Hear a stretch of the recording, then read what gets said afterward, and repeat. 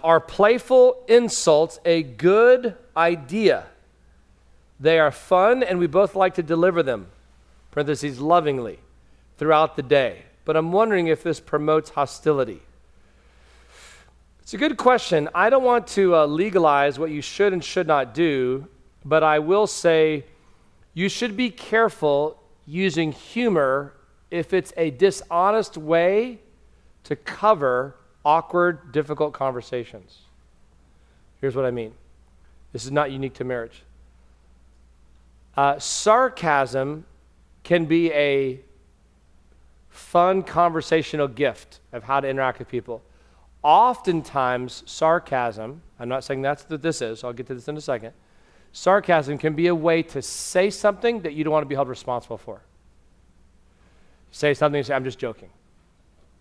It's like, I want to say it, but not be held responsible for it. I say this because sometimes in marriage, humor can be really just a great way to enjoy each other. And if you have a spouse that you like, have a very shared sense of humor, and you kind of have this sort of banter, enjoy that. But you've got to ask yourself the question, is this the primary expression of my marriage communication?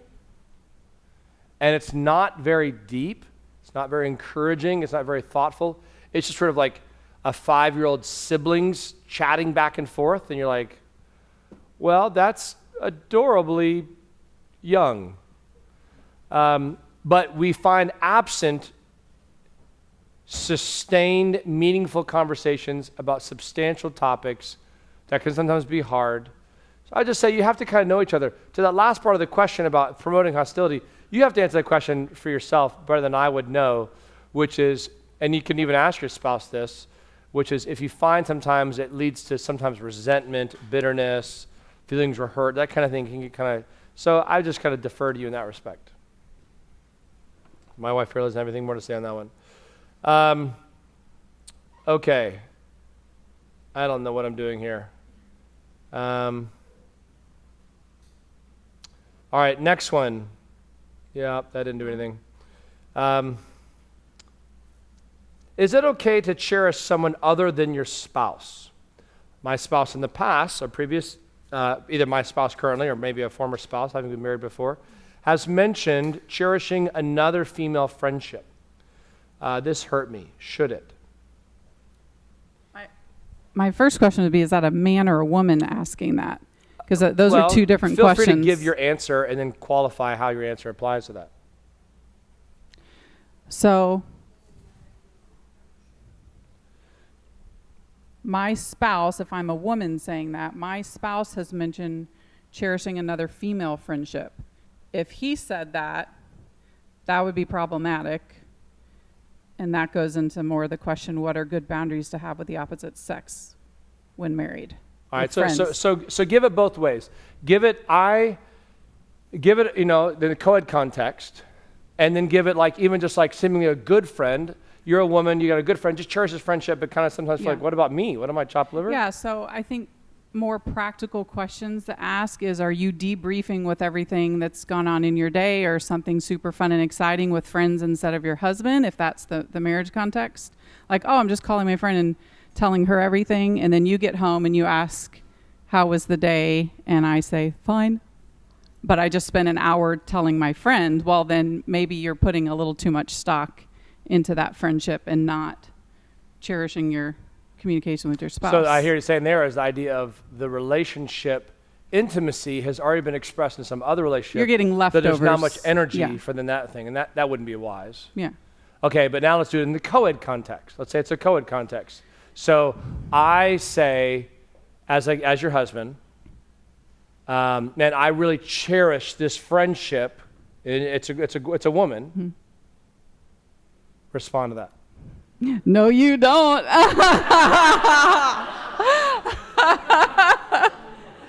No, well, obviously, this gets into that next question, which we should just go ahead and answer that too. What are good boundaries? Again, there's not necessarily a Bible verse for this, but neither one of us in our marriage have ever spent time alone with the opposite sex, ever. That's just not a thing that's going to happen. I think you mean outside the context of a working dynamic sometimes. Sure. Public places like that. Yeah. Because, like you said in your talk earlier, nobody wakes up on Monday and says, I'm going to have an affair today. It's a slow introduction of an emotional relationship that gets more and more comfortable. And then you're making reasons why to hang around that person more. And it's a slow build up. So we don't want to even get on that train ride, or rather roller coaster ride. So we just have made the rule that we're not going to spend time with the opposite sex. Now, does that mean that Eric can't appreciate Heather Apollo? Absolutely not. We can go out on a double date and I can appreciate Saul, but I'm not going to be sorry, Saul, I'm not going to have coffee with you at Panther sitting and just chit-chatting and telling me how your day is, because that's an emotional connection that might form in a private way that might get farther down a road than I would ever want it to go. I think the danger here is we obviously live in a society in our city where we're predominantly, and this is just true nationally and true for us locally, we're pretty much 50-50 on male and female in our city. We just interact with each other in co-ed context all the time. Whether it's the gyms we work out at, whether it's the places we work, whether it's the neighborhoods we live in, whether it's the apartment buildings that we reside in, we're just in that kind of context. That's not the problem. That's just part of society.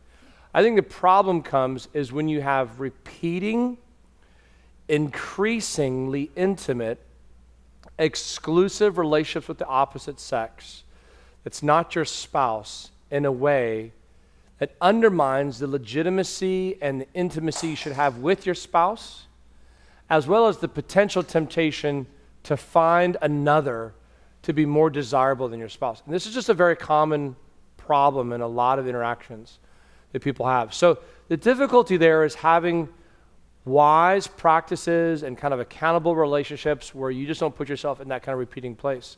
I would rather run the risk of someone feeling like I am cold to them, sort of, offending them by misinterpretation, in order to continue to preserve my commitment and love for my wife. I mean, I hope this to be true. I'm a friendly person. I mean, I'm an extrovert. So you being here tonight, I'm like a golden retriever. My tail is wagging. Hey, you guys want to hang out? What do you want to do? What do you want to do? I just want let's go do something. I love people. And my wife sometimes will tell me when I'm interacting with people, when she's with me, she's like, hey, you probably need to dial that back a bit. I'm like, really? She's like, that just sometimes can be communicated the wrong way. Am I wrong? You said this. You're like, I think you're kind of sending out what might be the mixed signals. We're like, really? Because I just was like, people. And I say that because that's part of the accountability that I've really benefited from as well. So I think we're a branch off the tree to the original question, but there's a lot more questions she's saying. Okay, you picking one? You answer that one. Okay, how do I fight negative emotions when I see my husband has so much free time after work and I'm still doing house chores, taking care of things while I'm seeing him relaxing? That's a great question. I would want to just kind of get to the clarity on roles and responsibilities. So, when we moved from Miami to Los Angeles in 1998, I was in the middle of grad school, aka seminary, to go to school to be a pastor. So I was in grad school, working part-time. My wife was working full-time. And I had just a lot of responsibilities, and we had to really have clarity on what are the expectations on who's doing what in the home, so that there wasn't this sort of uncommunicated expectation of what different roles and responsibilities were that were never actually communicated, and then we just sort of resent each other. And then things shifted. So at one point, I'm working 60 hours a week. She's home caring for our new son. I'm still in school, and so the responsibilities change. When I read this question, I would first want to get to the question about how those roles have been communicated clearly. Then as a follow-up, let's say they have been communicated clearly. As a follow-up, if you still resent the fact that your husband's resting and you're working, then the question is he resenting he's resting, or are you resenting when he's resting? In other words, I want to be fair to each other to say, man, if someone's had a long day and they just want to take a break, as an expression of humanity, before they then return to some other area of responsibility, I think there's just a place to be gracious and acknowledge that. If you happen to choose while they're taking a break to be getting some other things done, well, I am assuming just choosing some other time to take your break. Now, if this is instead a case of kind of that couch potato husband who's sort of like, listen, I'm home now. I've been working outside the home, and now I'm just home. You should just be glad I'm here. Because I got invited to go out to the bar with the friends afterwards. I got invited to go play pickup basketball, whatever it was, and I'm just here. You should be happy with that. Then I just say, man, have them come talk to me, I guess. I mean, I just think sometimes men can be lazy. And I think they just have to be kind of encouraged in their display of masculinity, how to demonstrate dignity. Because here's the problem, gentlemen. I just want to say this to all the men. The problem you see in Ephesians chapter 5 is wives are being instructed to respect their husbands. The assumption is, and this is how God's word often does it, it instructs to the weakness, is that at times men have trouble being respected by the wives. And sometimes it's not a failure of the wife, it's a failure of the husband. And so how husbands should be thinking about them conducting themselves in a respectable way. Again, these are broad brush answers. I could give more detail if I had more specifics, but I hope there's some in there to be helpful to you. Go ahead. How should we handle opposing financial views, spending versus saving in a practical way to prevent bitterness and resentment from arising? Not uncommon. One of the most common fights couples have is over finances. And we'll talk more about this in the weeks ahead with some specificity. But I would say, you really want to come back to kind of like a baseline of like what we're living for, what we're doing. One of the kind of financial guys that's kind of been popularized is a guy named Dave Ramsey. He'll often talk about, and sometimes in marriages, you'll have the saver and you'll have the spender. And if you don't know your role, you should probably know your role to kind of have a sense of self-awareness. Like if you're always inclined to retail therapy, and you're saving us so much money by how much shopping you did, because how much stuff was on sale. I'm like, wait, what's happening? I'm so confused. Am I on the Matrix right now? I have never done that. Yeah, I'm just not sure. He's talking about other people. Yes. So I think the idea here of spending versus saving is, let me just take a quick word on saving. Saving is your ability to not presume on God's provision for your future. Doesn't mean you doubt God's provision for your future. What I'm saying is that if you do not have an understanding of savings at some level, then you are living impulsively, and I would say irresponsibly, for what God has given you now, for now, and in the future. So there should be a measured understanding. Now, the flip side of that, in an extreme fashion, can be a tremendous amount of fear that believes you are providing for your future in the sense that you are your God. And so you're kind of like hoarding, and you just sort of like keep your spouse living under the oppression of like, we don't know. You're like, okay, what's happening right now? So I think there's a wise balance here of how you responsibly live within your means financially and then come to an agreement as a couple. And this is the deal. Don't ever have financial conversations. Ever is a big word. Never supposed to say it in marriage, but here we go. Try not to have financial conversations when you're arguing over finances. Have them principally when things are like really good. Like maybe tonight you go to Dairy Queen. I mean, Dairy Queen's so far from where we are right now, so we have to pick something else, You go to Mancholo, whatever you're going to go to, and you get a good dessert. You're like, hey, let's talk about, so we're on the same page here for our saving for our future. That way, when you're in the moment, you're like, we've already agreed to this. We don't have to fight as much about it. What I find is a lot of couples have not had proactive conversation about their finances, and they just often bicker about it all the time. So for us, for example, in our marriage, the way we handle our budget, and we've had a budget, like I could literally pull it out of the garage box, our original paper budget from 1996. We were budgeting before budgeting was cool, people. I think we were making a total of $18,000, maybe even less. I think it was less. We're living the dream, people. And but we just kind of wrote up a plan, and then we just talked each other through what those expectations were, so that we didn't have to kind of like fight over like, are we going to get this? Are we going to get that? We're going to go here. We're going to do that. We're like, this is what we had to work with. And then by God's grace, We've never had a single fight over money. For a lot of other reasons, but that's one of them. All right, next question. You've got to answer something here. Well, those ones at the bottom are... Well, then let's rotate. We're going to go back and forth. Okay. There's this one and this one kind of Go correlate. for it. Just read it, and then for the recording, and then... So what's the number one way a man can encourage their spouse and a woman can encourage their spouse? We all know what the man's one is. So we won't. We don't, so you should say it. We don't. It's probably going to have something to do with intimacy. So that's easy. And then the other one for the wife. Just want to say, because there's not children in the room, it is a bunch of adults, so you can talk more candidly. We do have some engaged people, though. The engaged people. Okay, so just to be more clear, because I think the husbands really want it to come out of your mouth, not mine. You're welcome. So what are you saying? I'm saying How way can a wife... that women can encourage their husbands is by initiating, enjoying, and being creative in intimacy. Which is another word for sex. Which yes. feels like I'm married to a Mennonite woman right now who just about cannot say the word. This is not like Danelle. She's normally much more like, okay, babe, we probably should dial that back. All right. Or cookie dough. That's unique to our household. The thing is, you have to know your spouse. Like, I know what Eric likes, and if I make him sweet tea or do cookie dough, well, then that's his thing. Your husband might be something different, so you need to be a good student of your husband, and find out what is specifically applicable to him. On the other end, where'd the question go?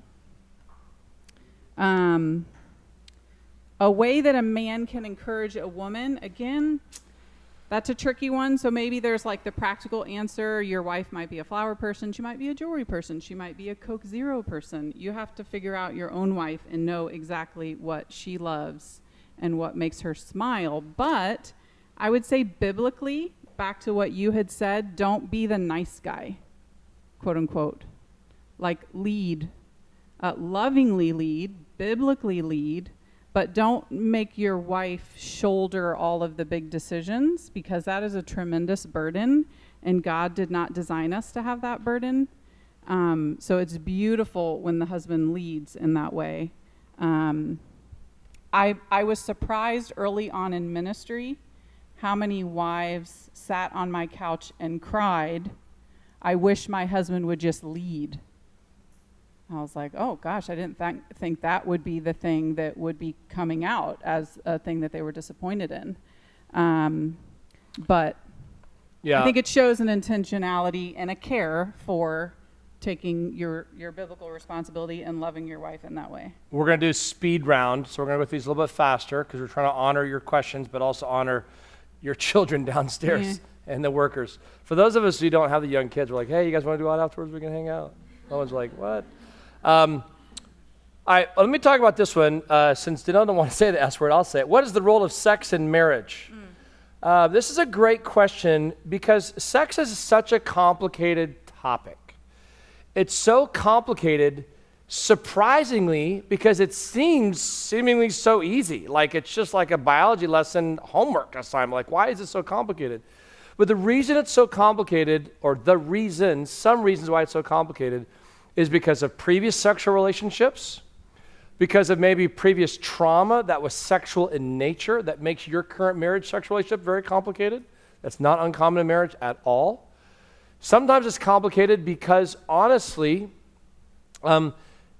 what is happening in your marriage bed is just an illustration of what's happening outside of your marriage bed, which is the marriage bed, meaning when your sex life is often a temperature taker on what the marriage relationship was like prior to that moment.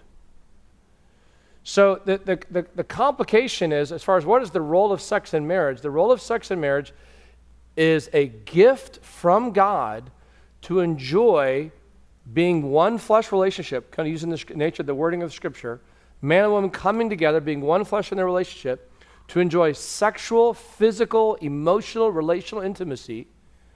One of the benefits of sex, as God created, is procreation, being able to have children, and that's obviously a kind of multifaceted, complicated conversation that I won't get into right now. But the idea is to enjoy it for the gift it is. But a lot of couples today, surprisingly in marriage, maybe not in the very beginning, or maybe sometimes at the very beginning, but then maybe later on, sex becomes surprisingly complicated. Because if we just had an argument, the last thing I want to do is be intimate with you.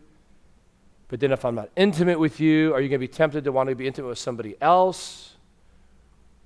So then are we really in this as an expression of love? And the problem is, the world, like the TVs and the movies have totally screwed up what we think sex life is actually like.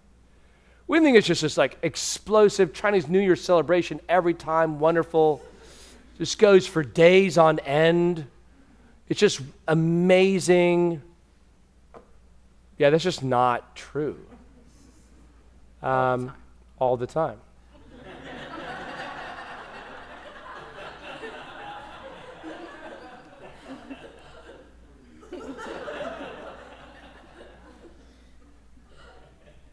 Are you done? I got distracted by you. What can I say? The people on the recording are like, what's happening right now? All right, I said speed round, and that wasn't speed round, because I feel particularly passionate, concerned on this topic because it's one of those topics no one ever has talked about and no one is talking about. And those who are talking about it are like giving like the worst counsel. So like parents never talk to kids about sex, and if they did, they told them too little, too late. That's the typical default rule on parenting and sex.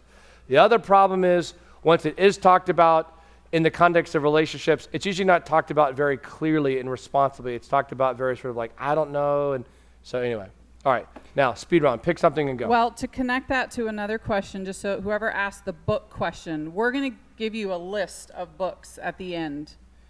So we'll answer that question at the end, like on the fourth one. Yeah. But with the sex conversation, there is a little tiny book called Sex, Romance, and the Glory of God by C.J. Mahaney. And that is a must read for both of you. We recommend it a lot for the girl to read it first and mark it up and then give it to her husband as a personal resource book. It's fantastic. Then he knows her exact likes and dislikes and preferences, but you can also read it together as a couple and just mark it up on the sides. It's a really helpful book to give good biblical guidelines to that being a fruitful part of your marriage. All right, I'm going to pick one, you pick one, then we're going to land the plane. Other questions we'll either save for next week, so that we'll keep them here and get answered then, or you can ask us if it's killing you. There's one quick question here about the quote. In the material, just see me afterwards. I'll get you that material so you can have that, or you can email me or text me. Let me just pick one. I'll pick one randomly here, and Danelle, you can pick one. Let's see. How much fighting is too much fighting? It's a great question. I mean, I think it's kind of, fighting is like its relationship to forgiveness. So it's too much fighting is when you're not working on forgiving each other, when you're not listening to each other.